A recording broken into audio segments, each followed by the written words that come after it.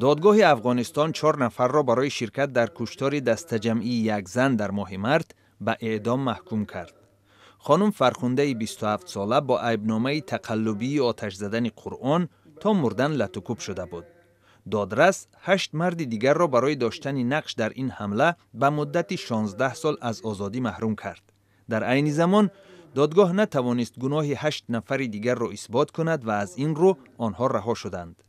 19 افسر پلیس که برای نجات فرخنده تلاش نکرده اند منتظر حکم دادگاه می باشند. کشتار این زن باعث اعتراضها در سراسر افغانستان شده بود. در پایتخت مکدونیا شهر اسکوپیه هزارها اعتراضگر در روبروی بینای حکومت با پلیس زد و خورد نمودند که در نتیجه نمایندگان هر دو طرف جراحت برداشتند. اعتراضگران تقاضا داشتند که منصبداران مسئول در کشتار مارتین نسکوویسکی 22 ساله به جوابگری کشیده شوند.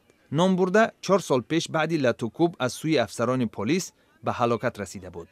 اعتراض روز 5 می زمان آغاز یافت که پیشوای مخالفین زوران زایف سروزیر نیکولا گرویفسکی را با کوشش پنهان نمودن جزئیات قضیه متهم کرد. مقامداران دولتی میگویند اتهام بی اساس بوده یک افسر امنیتی در رابطه با کشتار مجازات شده است.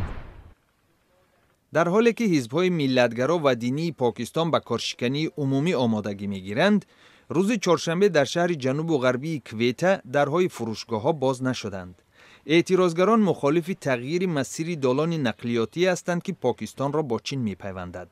به قول آنها طبق برنامه پیشنهادی دالان ولایت‌های کمبیزوات خیبر پختونخوا و بلوچستان را کنار گذاشته از قلمرو ولایت‌های پنجاب و سیند می‌گذرد.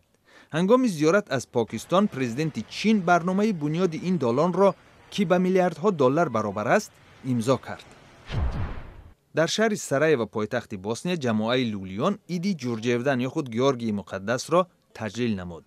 در این روز مردم جشن گیرنده خود را با گلاب که به عقیده آنها صحتی و بخت می‌آورد شسته، سپس رقص و خوشحالی می‌کنند. این عید را اقلیت لولیان یا خود رومانی‌های سراسر نیم جزیره بالکان تجلیل می‌کند.